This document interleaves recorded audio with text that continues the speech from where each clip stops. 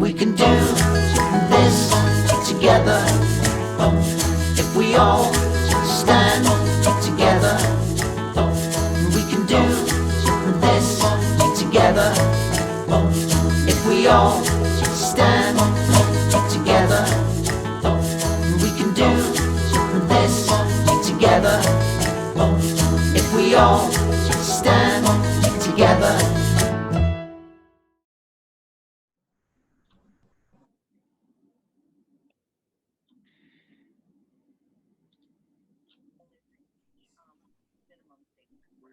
All right. Hello, everybody. Hello. Welcome. Another opportunity to talk about refrigerant geek stuff. So thanks everybody for taking time out of your day. Let's see, we're right at the 1:30 mark. I'll give it a couple minutes for people that have signed up. And Paul, nice to see you again. How are you? Doing well. Extremely busy. That time of year. Oh, yes. That time of year. Get all the projects done.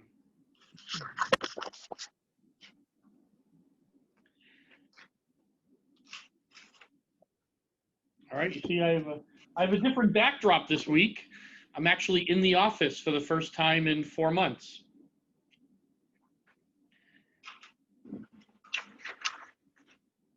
So feels very strange.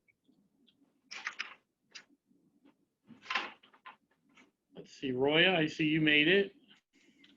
I did. Still in jail? What's that? Is she still in jail, or can she go to the office?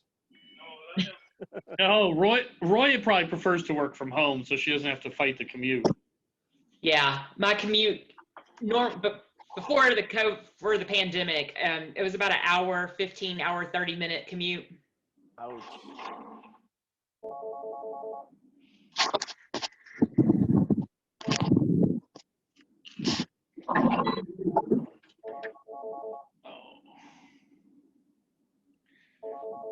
I haven't had the interruption of the phone before. This is one way to fix that. Mute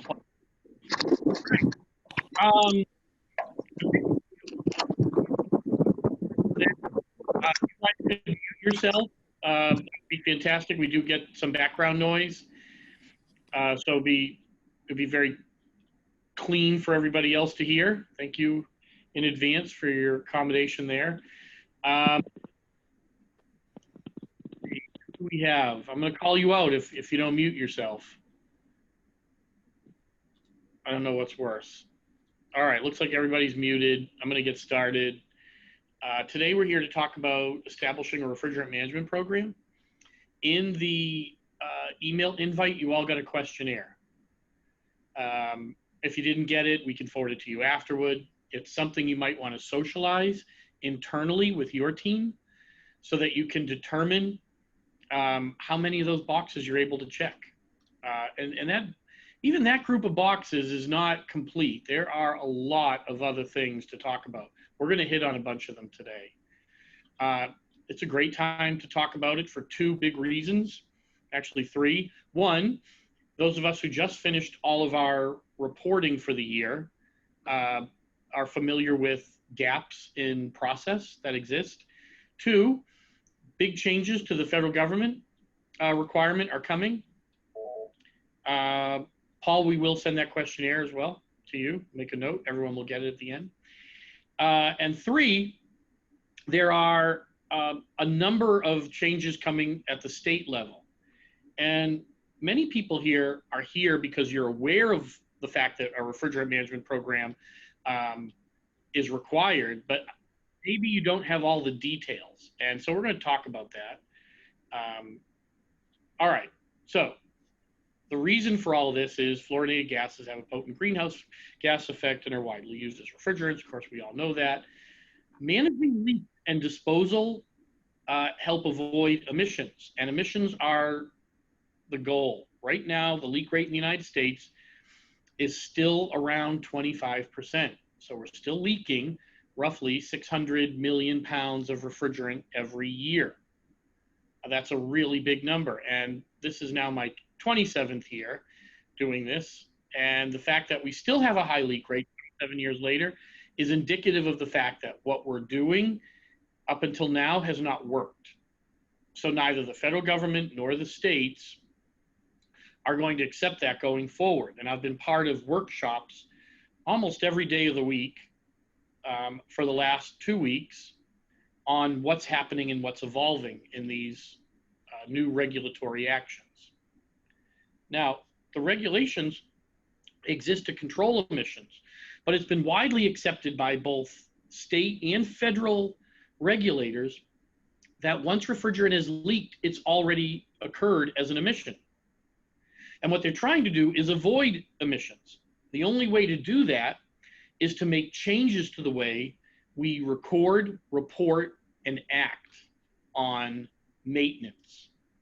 So it's not just about recording that you leaked X number of pounds of refrigerant. As a matter of fact, if you're doing that, great, but that is not even 10% of the way towards what you need to do in order to accommodate the regulatory requirements. So if you thought, well, I did record how much refrigerant I lost, you're actually not doing nearly enough or nearly what's expected of you or your property owner or manager in this process. And that recording your refrigerant usage is very 1990s. Okay, and that's a very old way of thinking about refrigerant management. Refrigerant management in the 2020s is related to what type of maintenance, when that maintenance was done, how the maintenance was performed, how it was recorded. And I want you to think about record keeping. And if you've been part of meetings, you've heard me say this. I want you to think about that record keeping as having a very tight limit on what's expected in what time frame. It's not okay to wait till the end of the month or the quarter to record your transaction. You want to enter that within 2 to 5 days maximum. All right, there are 6 items. If your refrigerant management and HVACR management program don't include these 6, you're probably falling short. The first 2 I put up here are governance and policy and procedures. I have seen business plans, I've seen refrigerant compliance plans, but very, very infrequently do I see policies and procedures that meet the spirit of the requirements. A lot of these policies are written, they take months, if not a year, to architect and then get into place. And if that's your process internally in your company right now today, I have some bad news for you. It won't work this year. The EPA will have new regulatory policies in place within the next 7 months. All right, and so we're going to go through what some of those might look like and how they formed, but 7 months is very fast for the EPA, so I want you to think about this. The EPA is not starting from the 2020 kickoff date. The EPA is starting back at 2016. They're taking all of the work they did up to 2016, they're moving that forward into 2020, and they're deploying it as though nothing had changed in the last 4 years. So whereas you may be thinking, well, I've got some time to catch up with this, that is not the case with this set of regulatory changes. And if you have any properties in California, you really want to be paying very close attention to the big changes occurring there, because those changes go into place in January of 2022. So come January 2022, which is less than a year away, you will have to have literally made a complete change to all of your policies and all of your procedures as they relate to handling, usage, and even type of material. So some of the governance things that I see missing in a lot of programs, and almost all programs, is a responsibilities, goals, and expectations section.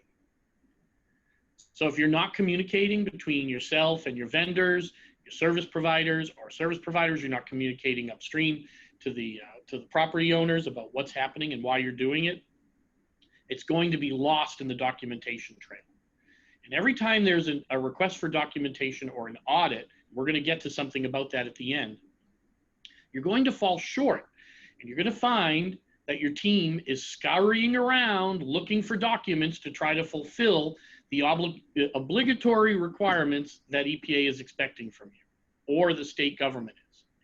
I'm personally aware of 4 ongoing situations right now where the user did not believe that they were obliged to meet some of these regulatory requirements. And a lot of that had to do with very poor understanding about the policies and procedures. All of these entities put on a defense program where they tried to find loopholes to avoid the responsibility. That doesn't work. The reason these 4 are ongoing are because the EPA doesn't ask what you think. They have a set of criteria, and also the state governments do as well. And if you don't meet the criteria or you don't adhere to the criteria, then you're in violation, whether you believed you were or not. Does anyone have any questions about policies and procedures? Because I have a list of policies and procedures that we use internally for our clients, and it is about 75 to 100 items long. And it includes things like, when do you input the record from the date you did service? Are you allowed to summarize service in your documentation trail? If you have a part that's delayed, how does that get communicated? In California, you want to be looking ahead. And this is a very important policy to keep in mind. Do you have a cylinder tracking program in place to certify to the state your relationship between service provider and property owner? Do you have a documentation trail where you can certify to the state that these materials left the property, went to the recovery agent transferred it on your behalf to a certified reclaimer? All right, if you don't have that one piece, you are in violation. And that's one of the 4 cases that I'm working on right now is a violation case related to a contractor who took material from a site and did not have proper documentation after the material left the site. And the property owner is in trouble, but the service provider is in as much trouble, if not a little bit more. All right, so I'm going to stop here. Does anyone have any questions about policies, procedures? Remember, this is an open discussion, so there's no judgment. You just, if you feel like you've got a question, you ask it. All right, I see a question up here in the box.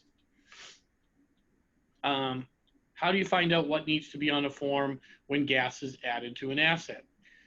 There are a number of different requirements that relate to that. You can either read the 2,000 pages of documentation from EPA, or you can call us and we'll walk you through it. The elements that are required include things like initial verification, follow-up verification, date the leak was found, date the leak was repaired. All of this documentation is what's expected, because I want you to think about this.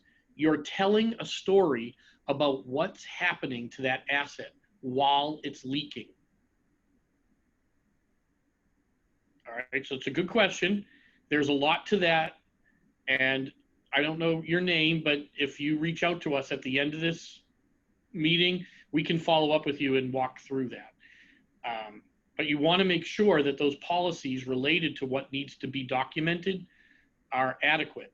And if you're using an invoice and a nice notes section from your service provider, or as a service provider, you think, well, I documented everything and I gave it to them, it doesn't matter. Also, there's an expectation that the leak rate is being calculated at the time of service. And we're going to see a lot more on that topic as the year goes ahead. That's been in every one of my workshops in the last 2 weeks. So, leak rate, very important. What that means is if you've done service on that unit throughout the last 365 days, you're going to need to have access to those. So before you can allow for that documentation to be acceptable, make sure all the elements are part of it. Some of the things you want to do policy-wise is set up a program between service provider and property owner to meet monthly, quarterly if you're not doing a lot of work. But if you're doing a lot of work, you want to do this monthly, and you want to reconcile what it is you're documenting. Any open issues.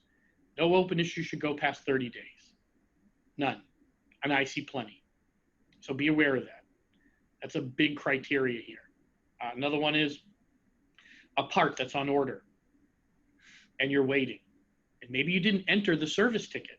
Maybe you didn't enter it to Trakref. Maybe you're not using a digital tracking tool, like an online tool like Trakref, but you're using an Excel sheet. And you decided, you know what? That repair started in January, but the part's not coming until April. So what I'll do is I'll just document it all in April. Well, you're already in violation by the time you've documented that process, because you're outside the timeline that's allowable for the repair on that device. In some cases, you may have to retrofit it. In some cases, maybe you should have retrofitted it. In some cases, you may have planned to retrofit it, and that might be happening in April, but it's not documented anywhere. These are all the things that go into a policy. I've been looking at plans for 27 years or 25 years, I guess, looking at plans, and plans are great. They tell you what to do when something happens. But you need a set of policies that guide the relationship between the service provider and the property owner. And if you don't have those, then you already have a gap in your compliance, your ability to achieve compliance success. Those plans should have consequences and accountability as well. And that goes both ways. You know, if you're a service provider and you cannot get the property owner to fix a leak, and I've seen this happen in grocery, I've seen it happen in really every industry segment, then you want to document how that escalates. So you want to build in an escalation policy for how the parties deal with that. Maybe the property manager is under a budget constraint, and after 20 days, which sounds like a very short period of time in real life, but it's a very long time in the compliance life cycle. Maybe at 20 days you escalate it past the property manager and it goes to a regional divisional manager, and they get notification that you need to do this work to fix this leak. At least as a service provider, you've done your job. And on the property owner side, if your contractor hasn't completed a repair, if it's for parts and you haven't documented that, you want to be careful, right? Maybe it's for labor. They couldn't get people on site. It's August. It's hard to get somebody. You also want to have an escalation accommodation for each of those scenarios. And if those things make anyone on this call feel uncomfortable, it's not nearly as uncomfortable as you'll feel when you don't document this and you are caught up in a request for documentation. And I'm going to show you something at the end that's been part of 3 workshops that will shed some light on why we're having this discussion today. All right, does anyone else have any questions about policies and procedures? I could spend all day on just this one. Okay. Reporting, boy, so important. Who's responsible? What records are required? Who's keeping the records? What's the interval or time frame? The Trakref team was overwhelmed in February with filing updates from 2020. So I want you to think about that. 7-8 weeks after the year closed, we were still trying to get documentation together from clients so we could help submit their records. I cannot impress upon anyone listening enough. I mean, this is the most important part of this discussion, only because we're hot on the heels of living through this awfulness. Set timeline goals and responsibilities clearly. Make sure your policies have a governance outcome. if the records aren't there, you know, this is going to sound a little bit draconian, but I mean, it's this bad. Maybe there's a penalty on the invoice. You don't get paid. Maybe you lose a % a day until those records are in place. Sorry if you're a service provider hearing that. That's a lot of tough love. But I can tell you this. We shouldn't be looking for service records 8 weeks after the close of the year or the quarter. It was very bad, and it wasn't our worst year. We've seen worse, unfortunately. But when it's this tough, this many years later, across this many industry segments, it really is a concern that this reporting process doesn't have enough structure to it. And we have, of course, you know, moment of shameless commerce, Trakref is a digital record keeping system, so we encourage that. But it also is the only way to tie these things together in a universal format and give access to everyone on your team.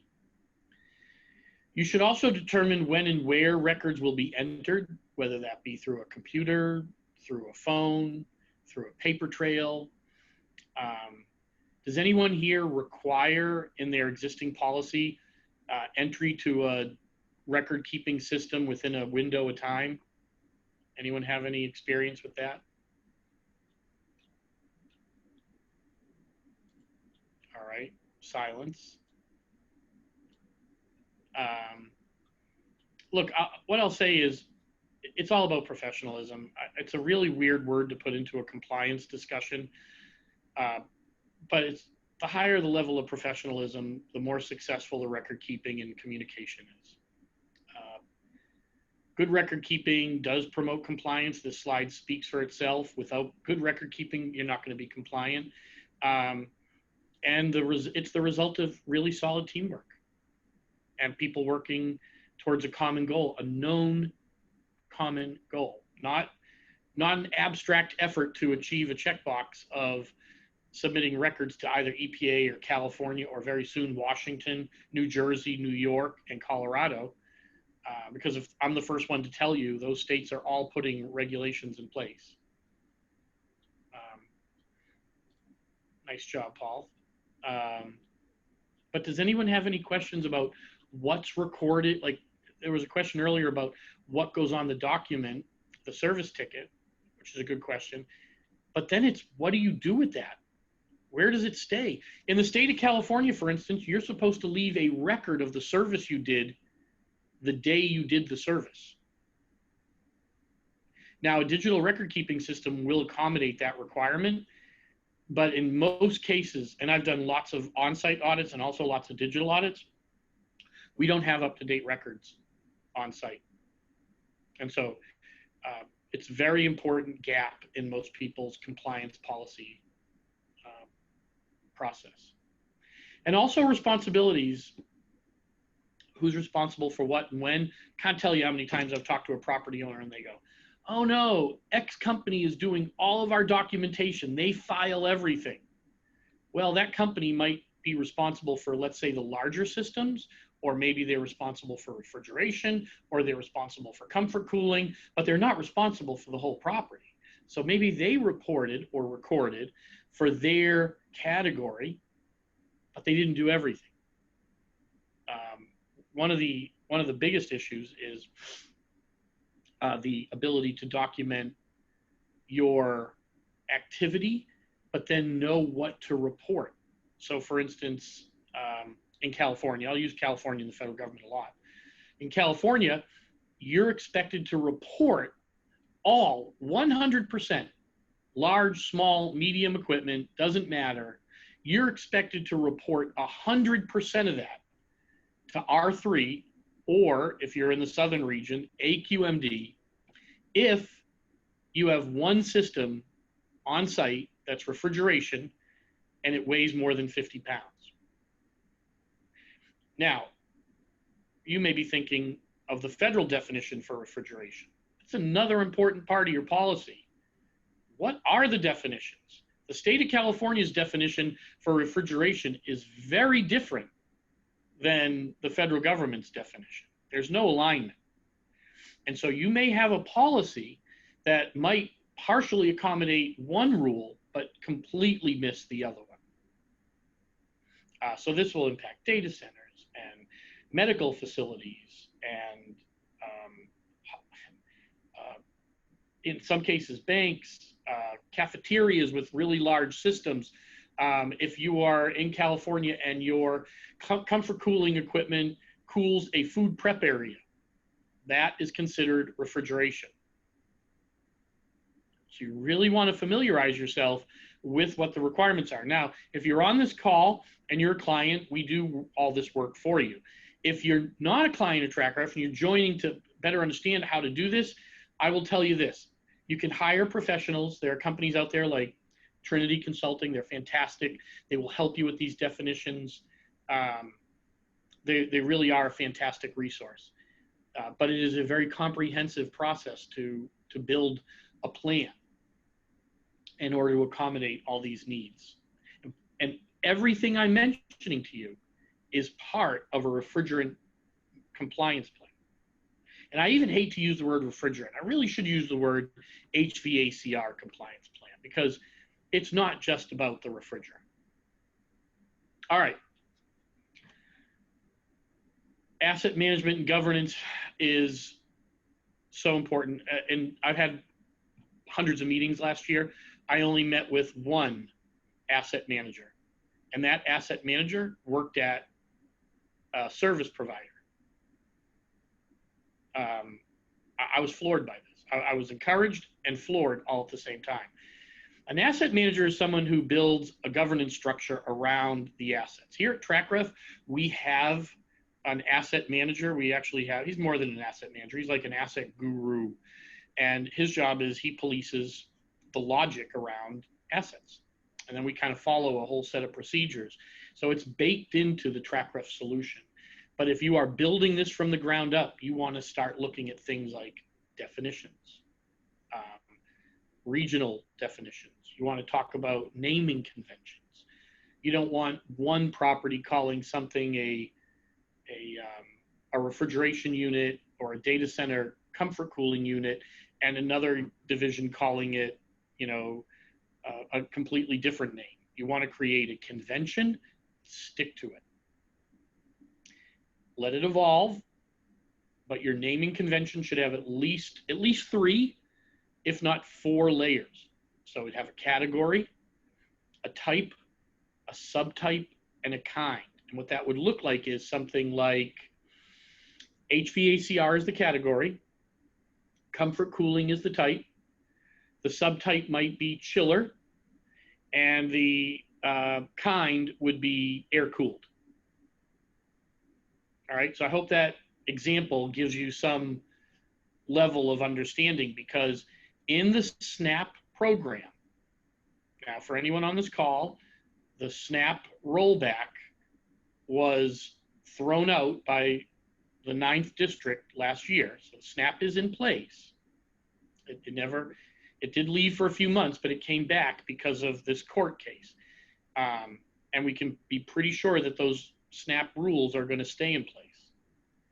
But under SNAP, what's happening is they literally target category, type, and subtype in some conditions of equipment that are affected by allowable options. So for instance, R404 is not what anyone on this call would consider an air conditioning refrigerant. However, I believe it's SNAP 23 allowed 404 to be used in air conditioning at the federal level. It's banned in 9 states, but the federal government allowed it. And unless you're in one of those 9 states, you could have a 404 comfort cooling unit. So it's not a great example, but it is an example of how SNAP does apply to not just the category and type, but the subtype. SNAP stands for Significant New Alternative Program. And be careful looking this one up. There are a lot of other names for SNAP, but it would be EPA SNAP Significant New Alternative Program. All right, alignment and feedback loop. Look, in most cases, you guys are representing lots of geographic space, right? So you got to have a really good feedback loop.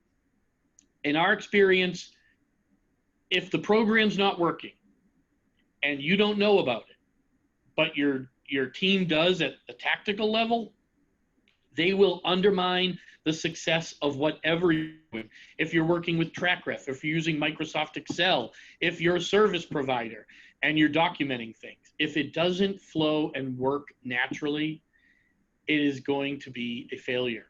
So have a good feedback loop. Be willing to accept failure. If you listen to what's not working, you're going to learn from it and you can make improvements.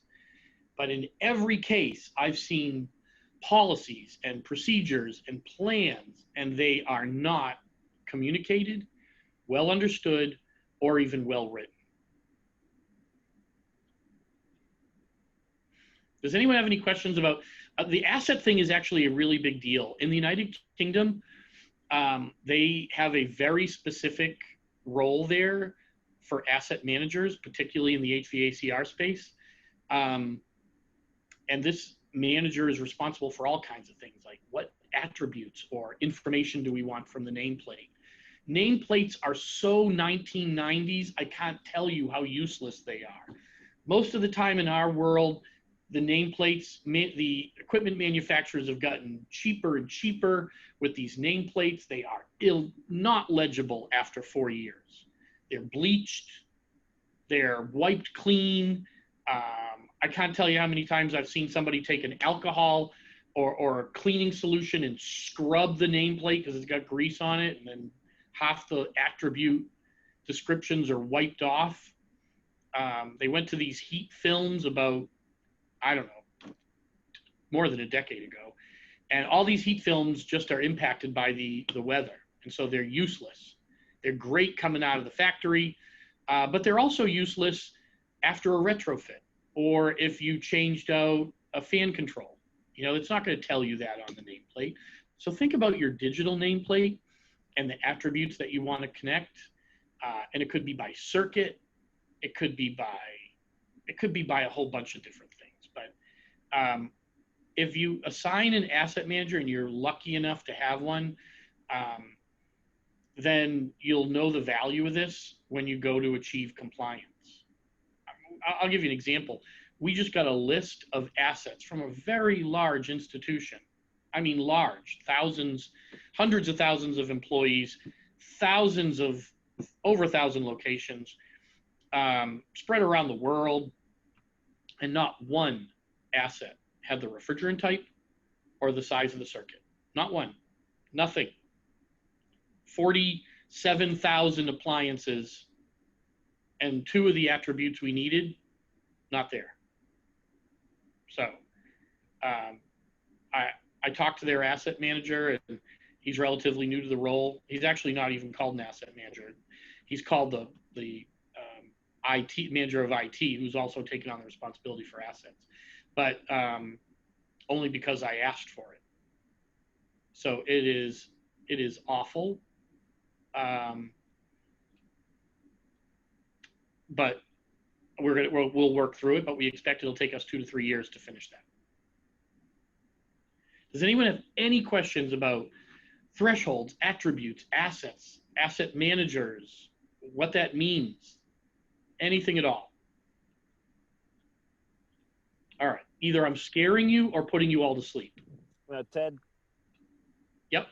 I may be diving into the weeds here, but with the banning of 404, weren't there some exceptions as far as square footage goes for walk-in coolers and stuff like that, if I remember correctly? So under SNAP, remember I mentioned it under SNAP, you have a very specific criteria on the SNAP. And I don't remember what the details are, Paul, but they're public on SNAP 20 and 21, or 20. It's 20 on 404. But what I will tell you is whatever was there is gone, because starting in 8 months, yeah, that's right, 9 months, January 2022, there will be a reduction in access to to HFCs. The cap will be cut to 90% of production for this year. And a warning on this: There are 6 industries that won't be affected. They include mission critical, fire suppression in aerospace, semiconductors in some situations, MDI, those little inhalers that you use to get medicine into you, those actually contain HFCs. They won't be affected. That's about 20% of the marketplace. So 20% of the marketplace are not going to be touched. So that means the remaining 80%, refrigeration, possibly some kooky air conditioning situation, we are going to experience a 90% cut to the 80% we have access to today. So we're going to be at 72% in our segment of the industry next year. That's going to be there for a couple of years. Then we're going to go down to 60. And that is universal. It's across the board. It doesn't matter what you're doing. And the bans are across the board. There are no exceptions. So HFCs will be much harder to get to. The number one thing EPA is working on today, number one, is the allocation parameters. And so most of the workshops I've joined about the allocation. We talk about other things while we're in these workshops, but very important to note that the number one thing is getting this reduction in inventory for next year in place. Number two will be probably, I'm going to call it some type of refrigerant management structure, which we're going to talk about in a second. But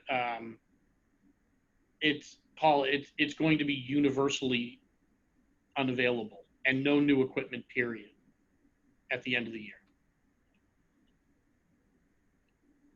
All right, governance. I like to tell everybody that we meet, and Paul, yeah, the EPA is in the process of they've already published the phase-out schedule. Yes, that's public. It's on their website. But they have not published how they're going to do it. So who gets access to what and when. That's happening as we speak. And it's happening at such a pace that I was two very important distinctions to make sure that people know about EPA in February versus EPA in November. EPA in February is using science and a feedback loop to develop these schedules and policies. EPA in November was kind of making some guesses at what might happen. We're past the guessing phase, we're into the structural phase. And they have until September 27th to have the policy team in place to manage this. And we've only had a director at EPA a week. One week and 1 day. I think it was March 10th. All right, governance, what you should be thinking about. It's the way, of course, read the statement. It's very self-explanatory. The degree of your formality, however, will depend on what type of internal rules and policies. If you don't have anything in place, start simple and build. Have to build. Maybe it's just a small team of people at first, and you manage cylinders, and then you go past managing cylinders to improving documentation. And then make sure you don't feel too proud of the policies you wrote. Maybe they're wrong.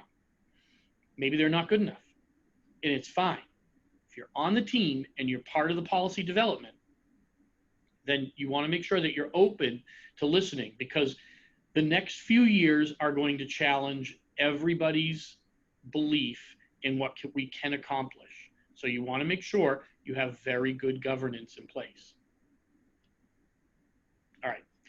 Company policies are supposed to be put in place to guide organizations to meet regulatory requirements. So the government's version of a rule is called a regulation, and a company's version of a rule is called a policy. In order to build really good policies, you have to have an incredible familiarity with what's expected.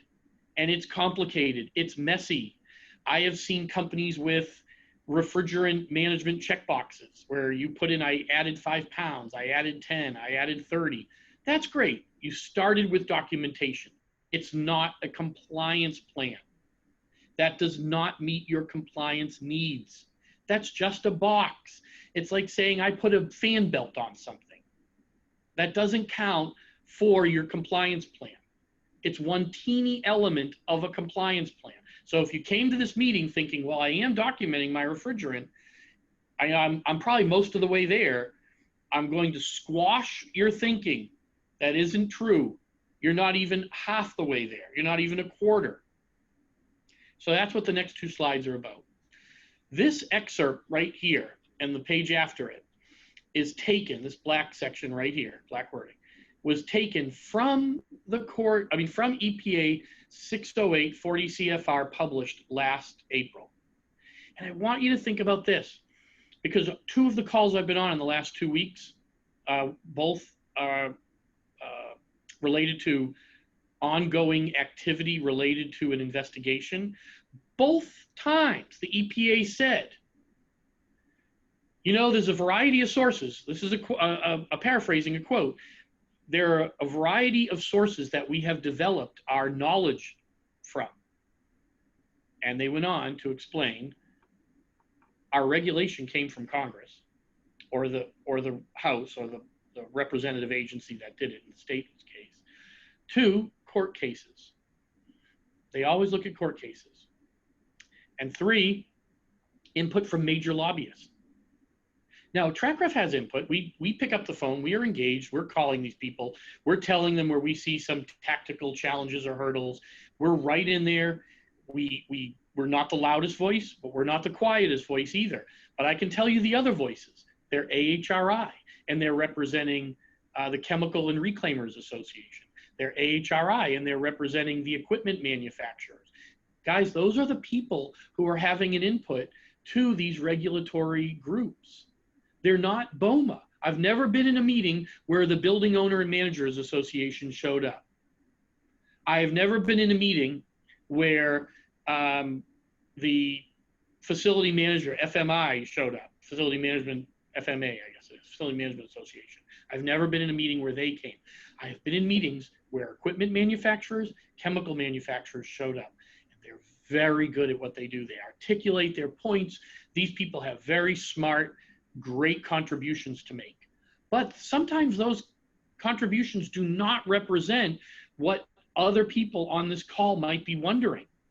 I have seen ACA show up, but ACA usually shows up and says, well, we don't like any regulations at all. That's normal ACA speak. And if there's anyone on this call who's an ACA member, as am I am an outspoken advocate, and I also tell ACA what I think, because I believe in staying in the tent and contributing to improve something. So if you've read this section and you understand the fact that these regulatory structures are put in place by lobbyists, there's nothing wrong with them. That's not a negative word. That's just who they are. Court cases and the regulatory agency, or the legislative body that wrote this, then you understand that your voice is not in there. All right, so whatever you imagine to be the boundary line, if you have not flushed this out with at least one outside advisory, like a Trinity or a legal group or a Trakref, then you're not getting the full picture. And the second thing I'll tell you is here, this is the remainder of that statement. These two statements go together. That the EPA has 3 decades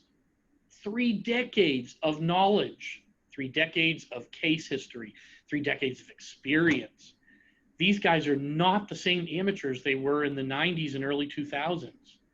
Let me tell you, that group hasn't changed. Tom Land retired last year.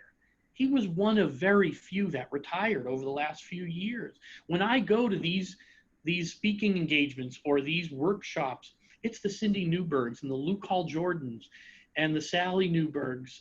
I mean, the Sally, I can't remember Sally's last name. It's that group of people that have been there for 25 years. They've seen everything that's been thrown at them. And so when the recent court case was thrown out, when the recent court case threw out EPA's attempt to throw out the HFC service bans, they did it in a procedural way, but it's also important to point out that the EPA defined something in a very awkward way called normal operation. All right, this has never been defined by EPA. Normal operation is an appliance that does not need maintenance to operate. Now, that means that if you had to fix something, it needed maintenance. And if it needed maintenance, it therefore is not normal operation. And it's not normal operation for a period of time after that maintenance has been completed. You got to familiarize yourself with what that time frame is. And if you read through this, you get to understand how very detailed their regulations are evolving to. Does anyone have any questions on this? This is a really valid, important part of developing your policies. For instance, do you have a policy that says, if an appliance is opened, here are the following steps to complete maintenance? And if you have not talked to your service provider, or as a service provider, you haven't talked to your owner manager, and you do not have good communication on this topic, you have a gap in your compliance planning. A big gap, like the largest gap, because the EPA is looking at it. And this word here related to prohibited, or the repair of an appliance, thus would also be prohibited. You don't notice them talking about a refrigerant type.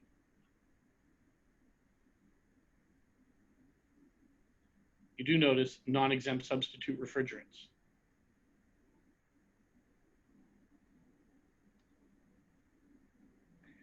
All right, the next part I'm gonna show you is something that just came up in the workshop, so this is very current.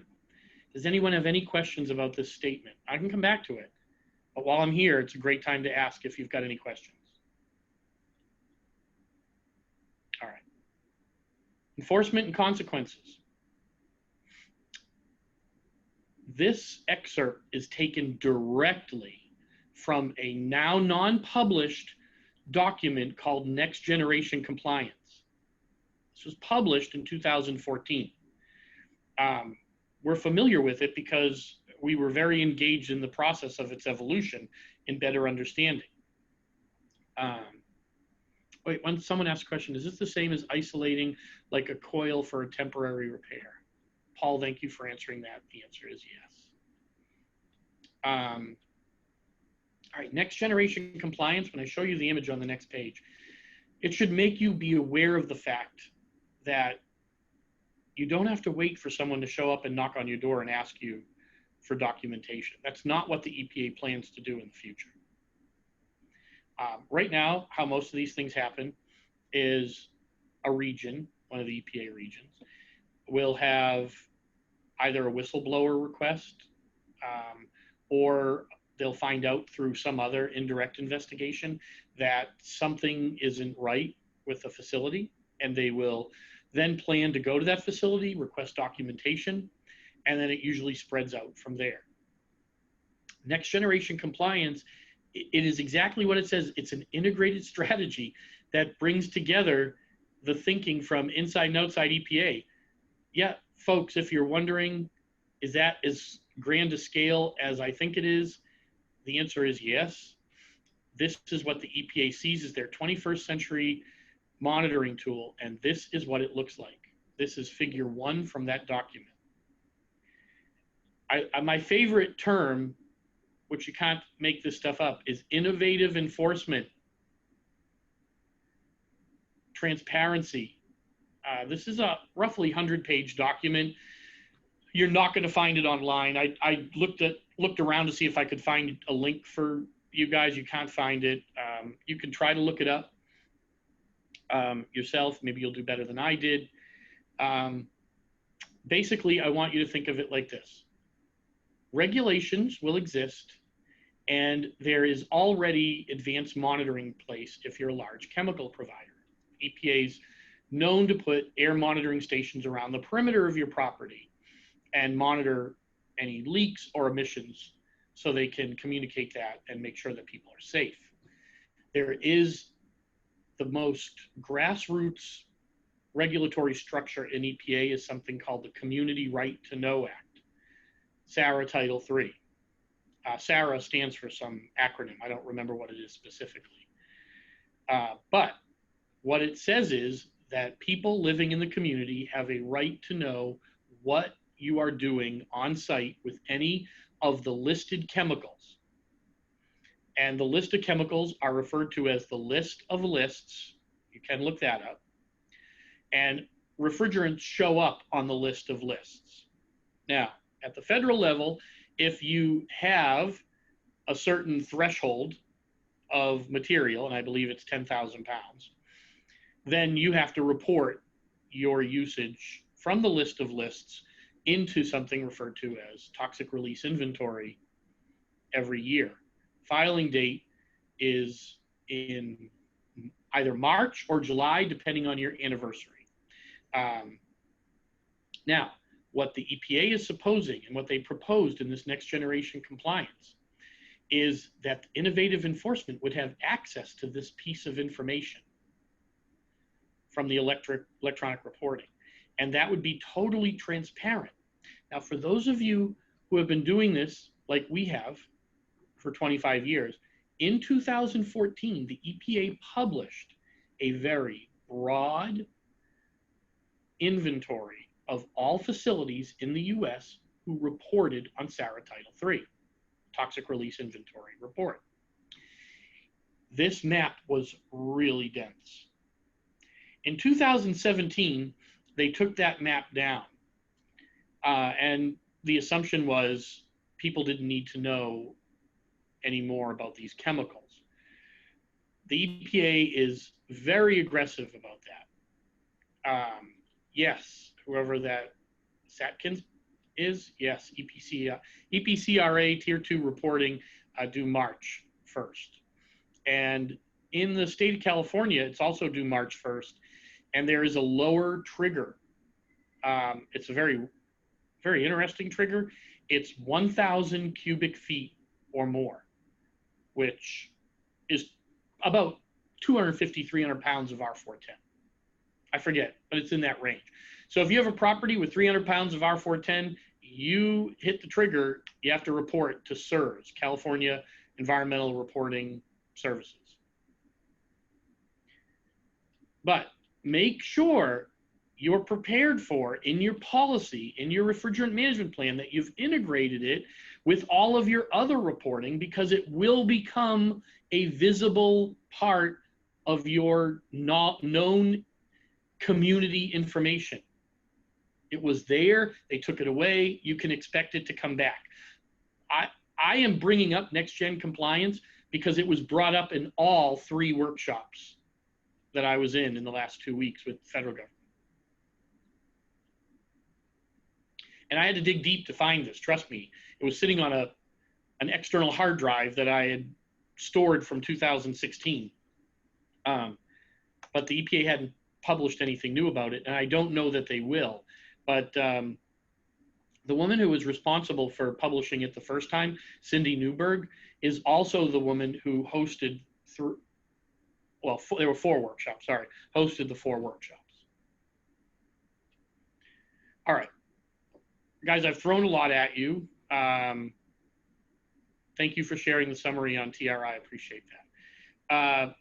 Look, what we do here is we're committed to monitoring all of the changes and the activities. It's more than one person can do. I'm the one who gives these discussions, Steve does some, but it's really, there's a team of us that track this stuff.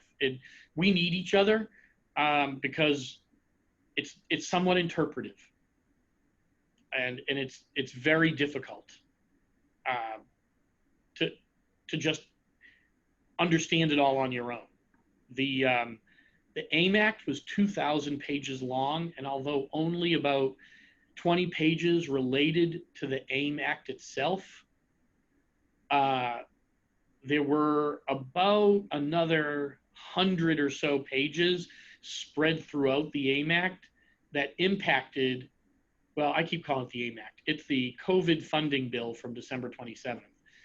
The AIM Act itself was only about 20 pages, but there were another roughly 100 pages that impact the AIM Act. Things like exclusions, exceptions, set-asides, funding. There's over $400 million in funding in the AIM Act spread out over the next 3 years for things like helping auto manufacturers convert to HFOs, helping auto service companies buy I don't want to call it reclaim equipment. It's recover and recycle equipment. It's subsidies to help people convert from HFCs to HFOs. This is a very big bill, and it was passed by a Republican Congress in December, and we are already 3 months into this bill. And so in 6 more months, we will see the first group of people on the ground that are cohesively responsible for the phase out. And then only another 2 months after that will we see the structure to the phase out. But we do know that the phase out will represent a 10% reduction in the market cap, which is a combination of imports and production. It's a very, it's somewhat messy. So if anyone has any questions on that, I'm happy to try to answer them based on the workshop feedback, but we're actually going to do a separate weekly discussion on the phase out sometime in the next 2 months when we know a little bit more.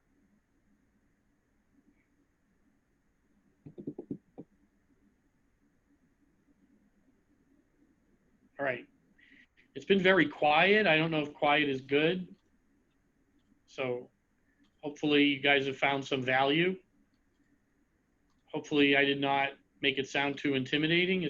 It can be done. You just, you know, I throw out a bunch of ideas. You can follow up with me afterwards, and I hope I made good use of your time. How long did I take? That was great. No, it's fine. We were a little over, but I think it's totally fine. And I don't know if everyone knows this, but we'll also be sending out an invite for our next compliance open mic, which will be on the AIM Act, right, Ted? Yep. Yeah, we'll go more in detail. So if anyone wants to come and join us and talk about that, we will be excited to have you again. So thanks, guys. Yeah, thank you. I'm sorry to run over. I really do value everybody's time. I meant no disrespect in using up extra time. I apologize. All right. Well, I hope everyone has a great day. It's exciting times, lots to do, but I know it's all manageable. Awesome. Paul, it was very nice to see you again. Yes, we'll be sending out the slides and reporting to everybody that's on this call. So thanks, guys. Thank you, Ted. All right. Bye, everyone. Bye. I'm going to end the recording. Thanks, Ted. So how's about we talk about those HFCs? Just read the facts if you don't believe me.